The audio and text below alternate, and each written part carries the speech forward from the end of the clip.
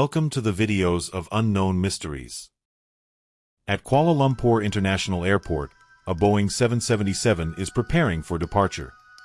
Malaysia Airlines Flight 370 is a daily passenger flight between Kuala Lumpur, Malaysia and Beijing, China. 42 minutes past midnight, Flight 370 is given clearance to depart. On board are Captain Zahari Ahmad Shah, First Officer Farik Abdul Hamid, 10 cabin crew members, and 227 passengers. Less than an hour into the flight, the plane is cruising over the South China Sea at an altitude of 35,000 feet. The night sky is clear and the weather is calm. Flight 370 is then instructed to signal air traffic control in Ho Chi Minh, Vietnam as it is about to enter Vietnamese airspace. The flight controller in Kuala Lumpur says good night with no sign that anything should be amiss. 1 minute and 43 seconds later, the aircraft suddenly vanished from radar screens at Kuala Lumpur, Ho Chi Minh, and Bangkok. This form of positional tracking depends on a signal being emitted by one of two transponders aboard the plane, and so its disappearance would suggest both transponders ceased to function, or the system was manually deactivated by someone on board. All subsequent attempts to contact and ascertain the whereabouts of Flight 370 are unsuccessful. The aircraft has seemingly vanished without a trace. After missing its scheduled time of arrival in Beijing some 4 hours later, Flight 370 is officially declared missing, and in the wake of that announcement, the most expensive search effort in aviation history is about to commence. The search was initially concentrated around the location of the flight's disappearance between the South China Sea and the Gulf of Thailand. The search area was soon expanded, however, after the Malaysian military disclosed additional information. Unlike the radar system employed by air traffic control, long-range military radar does not rely on transponders but use reflectance to track the position of aerial targets. A review of the data collected by the Malaysian military revealed that moments after contact with Flight 370 was lost, the aircraft had deviated from its scheduled flight path with a subtle turn to the right followed by a prolonged turn to the left. The aircraft had then flown back towards and across the Malaysian peninsula before turning right near the island of Penang. It maintained this northwesterly heading until it escaped the radar's coverage. Over the next few days, the Strait of Malacca, the Andaman Sea, and the Bay of Bengal was scoured by a multinational fleet of aircraft and vessels, but there was no trace of Flight 370. Meanwhile, investigators began to analyze the aircraft's satellite communication records. Like all modern airliners, Flight 370 was equipped with a satellite communications terminal, or SATCOM, to send and receive transmissions to and from the ground. Prior to departure, the SATCOM terminal had logged on to the satellite network and established a connection with a ground station in Perth, Australia. That station then maintained a detailed record of all the incoming and outgoing traffic between it and Flight 370. This is what it contained. Prior to the flight's disappearance over the South China Sea, everything appeared to be working as intended. Then, at some point during this portion of the flight, the SATCOM link was severed. For whatever reason, the terminal ceased to respond. But 3 minutes after the flight vanished over the Andaman Sea, the terminal requested to log back on to the network. The SATCOM link was successfully re-established and was not disrupted again until nearly 6 hours later when the flight is presumed to have crashed due to fuel exhaustion. During these final hours, 2 attempts were made to contact the plane via satellite telephone. Both calls were acknowledged by the SATCOM terminal and would have been routed to the cockpit, yet they went unanswered. The terminal had also responded to 5 automatic status requests. In short, if the ground station had not heard from the aircraft in over an hour, it would transmit a signal to confirm the terminal was still online. While these transmissions did not contain any information about the flight's position, investigators were able to measure the distance between the satellite and the aircraft at the time of each transmission based on how long it took those transmissions to be sent and received. This generated 7 rings of possible locations from which 7 of these transmissions are thought to have originated. By taking fuel consumption, speed, and other factors into account, flight path analysis indicated the most probable origin of the final transmission to be somewhere along this arc in the southern Indian Ocean. The search effort shifted accordingly, and as the region fell within the jurisdiction of Australia, the Australian government took charge of the operation. Over the next few weeks, the search area was progressively refined to account for oceanic drift as well as improved estimations of the flight path. But this part of the southern Indian Ocean is so remote it took 6 days just to get there. A new fleet of aircraft and vessels gradually covered more than 4,500,000 square kilometers of ocean, but Flight 370 was nowhere to be found. If the impact with the ocean had been sufficiently forceful, It was possible the resulting sound had been recorded by underwater listening devices known as hydrophones. This possibility was investigated, and 4 hydroacoustic monitoring stations had recorded something. While the timing and direction of the sound were reasonably consistent with the final satellite transmission, the estimated origin was not. The sound was in all likelihood caused by nothing more than geological activity. Flight 370 was also equipped with 2 underwater locator beacons which had a battery life of some 40 days, and as the deadline approached in early April, signals with a pulse and frequency somewhat similar to the signal emitted by the beacons were detected at depths of up to 3,000 meters. An autonomous submersible then spent weeks scanning the seafloor where the signals had been detected, but no wreckage was ever found and nothing would be found until more than 16 months later when a discovery was made on the opposite side of the Indian Ocean. On the 29th of July 2015, a group of people was cleaning up a beach in Réunion, a small island to the east of Madagascar, when they stumbled upon this 2-meter-long metallic object covered in barnacles. Aviation experts quickly identified the object as a section of an aircraft wing known as a flaperon. Upon closer inspection, internal markings, including dates and serial numbers, conclusively ascertained the flaperon belonged to Flight 370. Even though Réunion Island is some 4,000 kilometers west of the search area, and more than a year had gone by since the flight disappeared, the location was consistent with simulations of debris dispersal patterns. There was now tangible evidence that Flight 370 had crashed somewhere in the Indian Ocean. The discovery of the flaperon prompted numerous searches along beaches and shorelines of southeastern Africa, and at least 31 additional items of interest have since been recovered and examined. Some of these items include a section of the outboard flap from the right wing, a piece of cowling from one of the 2 engines, a partial door from the nose landing gear, a section of the vertical stabilizer, and a mangled casing from one of the embedded headrest monitors. 18 of these items were identified as either likely, highly likely, or almost certain to have originated from Flight 370, whereas only 3 could be confirmed. The remaining 11 could not be identified. There were no traces of an explosion found on any of the debris tested, nor was there any evidence of a fire except for 3 small burn marks on one of the unidentifiable items. The search for debris was further aided by Earth observation satellites. Analyses of satellite imagery for March of 2014 uncovered a number of images which appeared to feature man-made objects floating on or just below the surface in the southern Indian Ocean. However, the images were not nearly sharp enough to resolve any identifiable markings, and multiple searches notwithstanding, this debris was never recovered. A satellite image taken mere hours after the final transmission also captured what appeared to be a contrail some distance away from the search area. A later analysis, however, concluded it was most likely a shadow from a somewhat linear cloud formation. The underwater portion of the search continued for months and eventually years before it was finally suspended in early 2017, by which point some 120,000 square kilometers of seabed had been scrutinized. The search effort was then resumed by an American salvage company known as Ocean Infinity, but after more than a year of searching, they too came up empty-handed. Unless the final resting place of Flight 370 can be located, it may be impossible to determine exactly why it crashed.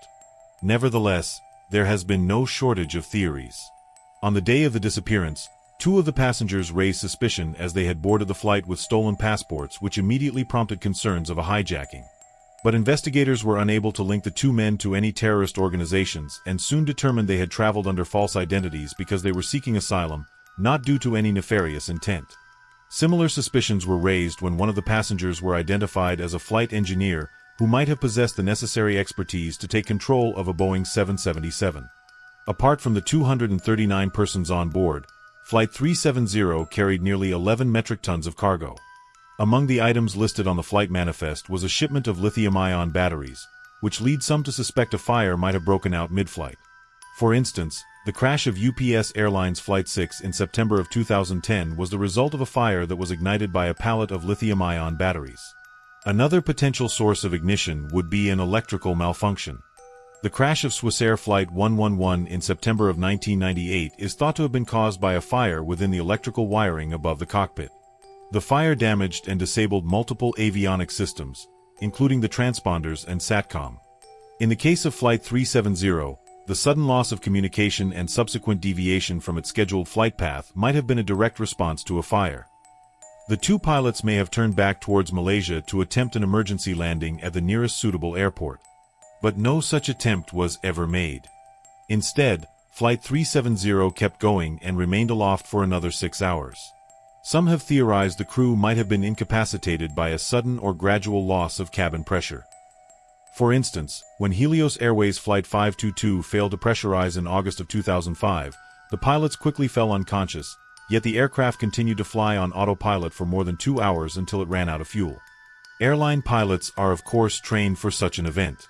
In the event of cabin depressurization, an automatic system is designed to deploy oxygen masks to give the pilots enough time to perform an emergency descent to a more breathable altitude.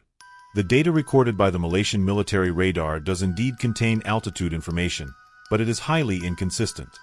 In fact, a Boeing 777 is incapable of performing the extreme altitude fluctuations recorded. At one point the aircraft exceeded its maximum operating altitude by more than 15,000 feet before making a 50,000 feet nosedive in less than a minute. Attempts to recreate these maneuvers on a flight simulator were unsuccessful, and thus the data was deemed inaccurate and unreliable. If Flight 370 did lose cabin pressure at 35,000 feet and the pilots were incapacitated before descending to a more oxygenated altitude, it might explain why the aircraft remained aloft for as long as it did. What is a bit more difficult to explain, however, are these alterations in heading. Flight simulations have established the aircraft must have been under manual control during the initial left turn, as the bank angle, or inclination, of that turn was beyond the limits of the autopilot. Subsequent turns, however, could have been either manual or automatic. But for the autopilot to have made these course corrections, someone with the requisite knowledge must have programmed it to do so. The only other alternative is that the aircraft was in fact under manual control. In late June of 2014, several news outlets reported that a special investigation had identified the captain of Flight 370 as a prime suspect. A search of the captain's home had uncovered a flight simulator which supposedly contained a suspicious route which ended in the southern Indian Ocean. At the time, there was no official acknowledgement that such a route had been recovered, and a lengthy public report, issued by the Malaysian government in 2015, made no mention of such a discovery. Then, in 2016, confidential documents pertaining to a forensic examination conducted by the Royal Malaysia Police in May of 2014 was leaked to the media. These documents made it clear that such a route had not only been recovered but thoroughly examined. Soon thereafter, the Malaysian government confirmed the existence of this simulated flight path, and this is what it looks like. It should come as no surprise that many regard this as damning evidence of premeditation, but according to investigators it is not quite so evident. The data recovered consists of 7 coordinates. 2 in Kuala Lumpur, 2 in the Strait of Malacca, 1 in the Bay of Bengal, and 2 in the southern Indian Ocean. The data was reconstructed from a file that had been automatically generated and saved by the simulation software a month before the incident. However, it's not clear whether the coordinates originate from the same flight session. In other words, it might not be correct to simply trace a continuous line between these 7 coordinates, as they could be from separate sessions. The forensic examination by the Royal Malaysia Police simply concluded no activity captured conclusively indicate any kind of premeditated act pertaining to the incident of MH370. Even so, the similarities between the simulated route and the presumed route of Flight 370 directly influenced the search operation. Australian investigators consider the possibility of someone deliberately extending the range of the flight by gliding the aircraft after fuel exhaustion. If so, the plane could have traveled an additional 200 kilometers. Alternatively, the range could have been reduced by a controlled ditching prior to fuel exhaustion. While ultimately deemed unlikely, these 2 scenarios did affect the search effort. If the captain steered Flight 370 off course with the intention of crashing in a remote part of the southern Indian Ocean, his motive is an even greater mystery. Zahari Ahmad Shah was 53 and married with 3 children. He had more than 18,000 hours of flight experience and a spotless track record. Investigators found no evidence of financial issues, and his monthly expenses before the disappearance indicated nothing unusual. He had no history of mental illness, nor had he displayed any recent changes in lifestyle or behavior. He was raised on the island of Penang, which has led some to speculate the flight's second turn to the southwest of Penang was the captain getting a final view of his hometown. Some believe a hijacking could have been politically motivated, as Zahari was an avid supporter of a democratic opposition leader, who was sentenced to 5 years in prison mere hours before Flight 370 took off. Others point to unconfirmed reports of marital issues, but this is contradicted by the official investigation and disputed by family members. The only real inconsistency noted by the final report is that the captain failed to repeat the assigned radio frequency during the last verbal communication. It would have been standard procedure to repeat the assigned frequency as the captain had correctly done a few minutes prior. Whether this omission is indicative of anything but a mistake is anyone's best guess. By all accounts, Captain Zahari was an affable and well-respected pilot who was passionate about aviation, as evident by the photos and videos he shared on social media. Captain Zahari: Hi everyone. This is a YouTube video that I've made. Captain Zahari, as a community service. The co-pilot was found to be even less conspicuous. Farik Abdul Hamid was only 27 and due to marry a fellow pilot. He had nearly 3,000 hours of flight experience, although only 39 hours in this type of aircraft.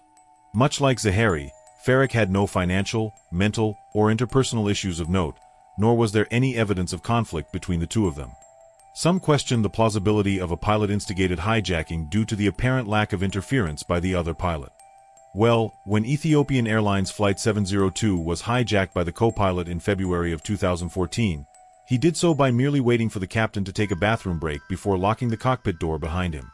The co-pilot was then free to divert the Italy-bound flight to Switzerland to seek asylum. The only noteworthy piece of evidence in regards to the co-pilot of Flight 370 is his phone. You see, when the confidential documents were leaked, they also confirmed another long-circulated rumor. Namely, that a cell phone tower had briefly established a connection with an iPhone 5S belonging to the co-pilot as Flight 370 approached the island of Penang.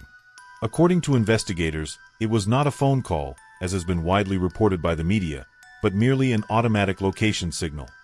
Why this information was omitted from public reports, we may never know. So what is one to make of all of this? On the one hand, the simulated flight path seems suspicious. On the other, it is difficult to cast any substantial doubt on either of the two pilots' character. It is equally difficult to deny a hijacking is consistent with the available evidence. Then again, we're missing some quite major and literal pieces of evidence. The final report issued by the Malaysian government in 2018 could not attribute the loss of communication nor diversion of Flight 370 to a malfunction. Instead, it is believed that someone manually manipulated the aircraft and its systems. For instance, investigators believe SATCOM was manually disabled by a sudden and prolonged interruption of power. Then, once power was restored, the terminal simply rebooted. Likewise, the alterations in heading are believed to be the result of manual inputs. With that being said, the uncertainty of these findings are repeatedly emphasized due to the limited evidence available, and the report does never explicitly state the flight was hijacked. In fact, no real conclusion is reached. Both the Malaysian and Australian government agree that Flight 370 crashed in the southern Indian Ocean, but that the cause is indeterminable without a wreckage. The location of which has managed to elude some of the foremost aviation experts in the world, as well as an impressive arsenal of cutting-edge technology for more than half a decade. Authors, aviation experts, and independent investigators have all chimed in to offer their own thoughts and theories as to the nature of the crash and the location of the wreckage. Some believe there was no crash but that the aircraft was shot down by an American naval base in the middle of the Indian Ocean. The satellite transmissions were then supposedly forged as part of a massive cover-up.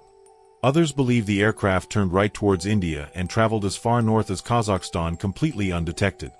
Debris was then supposedly planted along shorelines of southeastern Africa as part of a massive cover-up. Another theory suggests the aircraft was remotely hijacked and controlled by someone on the ground. While Boeing and other companies have experimented with technology that would allow for an aircraft to be remotely controlled, no commercial airliner is known to be outfitted with such a system.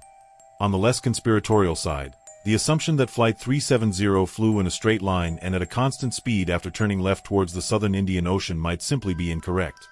In early 2018, a French team of independent investigators proposed an alternate flight path whereby an attempted landing on Christmas Island lead to a crash site much further north than the region identified by the official investigation. While a surface search of this area was conducted about a week after the disappearance, the underwater phase never reached this far north. As of the making of this video, the search operation has been suspended, but there have been talks of potentially resuming the search. For now, it seems, the vanishing of Flight 370 will remain a mystery.